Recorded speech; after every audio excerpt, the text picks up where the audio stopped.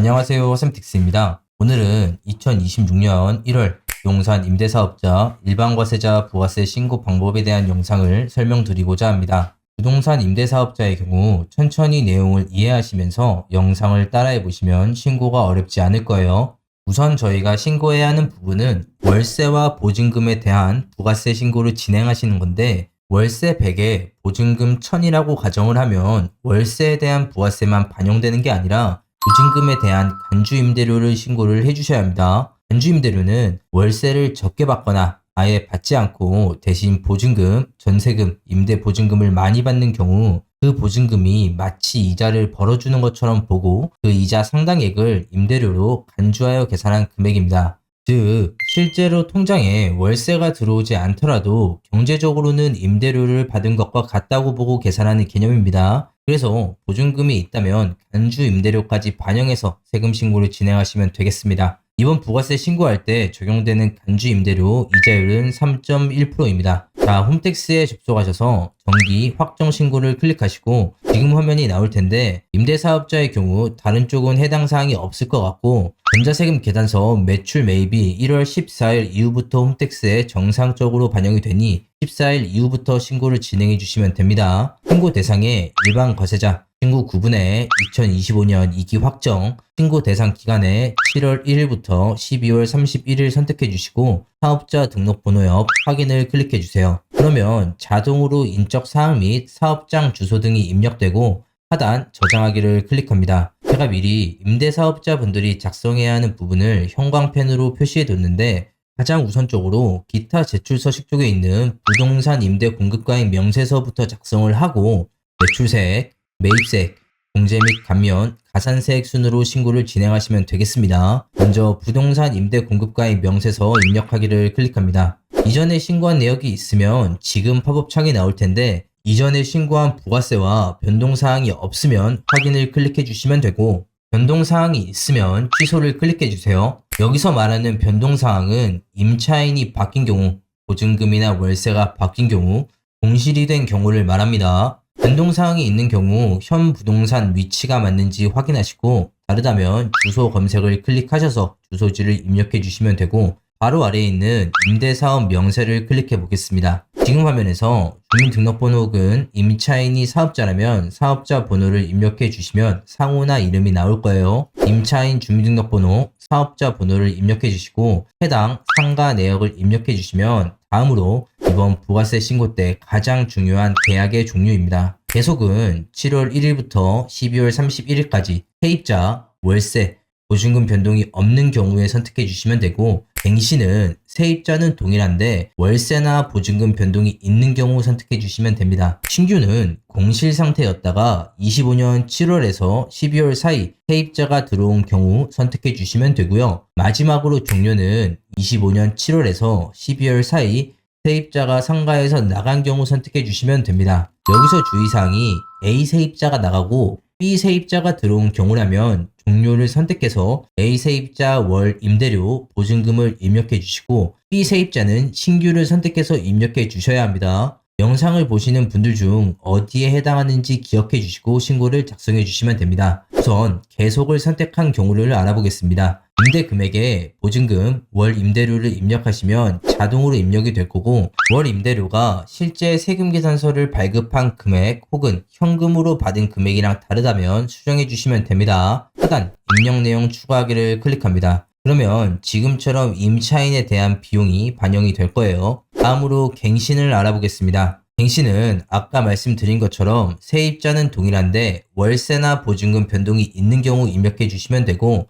임차인 주민등록번호나 사업자 번호를 입력해 주시고 해당 상가 내역을 입력합니다. 기존에는 보증금 1000, 월세 100이었다가 8월 1일 기준으로 보증금 1000, 월세 120으로 변경이 됐다면 갱신일에 2025년 8월 1일을 입력해 주시면 되고, 위쪽에는 변경 전 기존 계약 내용의 보증금, 월세를 입력해 주시고 아래쪽에는 변경 후 계약 내용의 보증금, 월세를 입력해 주시면 됩니다. 임대금액 쪽에는 보증금, 월 임대료를 입력하시면 자동으로 입력이 될 거고, 월 임대료가 실제 세금 계산서 발급을 한 금액 혹은 현금으로 받은 금액이랑 다르다면 수정해 주시면 됩니다. 반영이 됐으면 하단 입력 내용 추가를 클릭해 주세요. 다음으로는 공실이었다가 신규 세입자가 들어온 경우입니다. 임차인 정보에 주민등록번호 혹은 사업자 번호를 입력해 주시고 임대 정보에 상가 내용을 입력해 주시면 됩니다. 그리고 계약 종류는 신규를 선택해 주시고 입주일에 세입자가 들어온 날짜를 입력해 주시면 되는 거예요.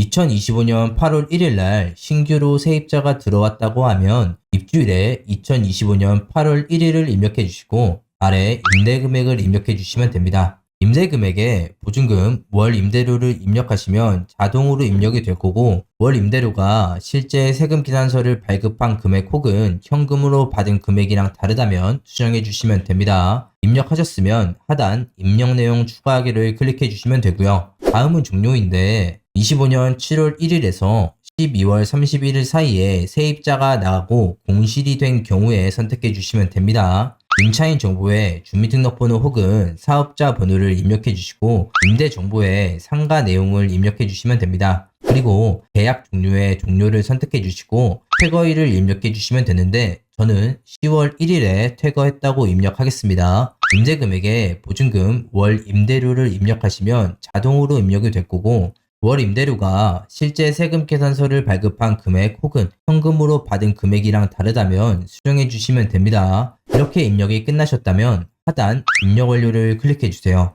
지금 화면이 나오는데 얘를 클릭하셔도 되고 아니오를 클릭하셔도 됩니다. 아니오를 클릭하셨으면 지금 화면에서 기타 항목, 정규 영수증 외 영세율, 입력 수정을 클릭하시면 됩니다. 그러면 지금 화면이 동일하게 나오실 거예요. 이쪽에 보시면 간주 임대료에 대한 금액을 과세 매출분, 기타 금액에 입력해 주세요 라는 안내말이 있어요. 세금 계산서나 현금 영수증, 신용카드 등으로 세입자에게 적격 증빙이라고 하는데 적격 증빙 수단을 통해 전달하는 경우에는 얘를 체크해 주시면 되고 이러한 적격 증빙 외에 현금으로 주고받고 세금 계산서 등을 발행하지 않은 경우에는 아니오를 클릭해 주시면 됩니다. 얘를 클릭하시면 보증금 이자인 간주 임대료만 반영이 되실 거고 아니오를 클릭하시면 월세 합계액과 간주 임대료 합산액이 반영이 되실 거예요. 상황에 맞게 입력을 하셨다면 하단 입력 완료를 클릭해 주시면 됩니다. 그리고 해당 팝업창이 나오면 아니오를 클릭해 주세요. 세금 계산서를 발행하셨으면 매출 차별 세금 계산서 합계표 입력 수정을 클릭하셔서 세금 계산서 내역을 반영해 주시면 되고 신용카드나 현금 영수증 매출록 월세를 결제를 받으셨다면 신용카드 현금 영수증 발행분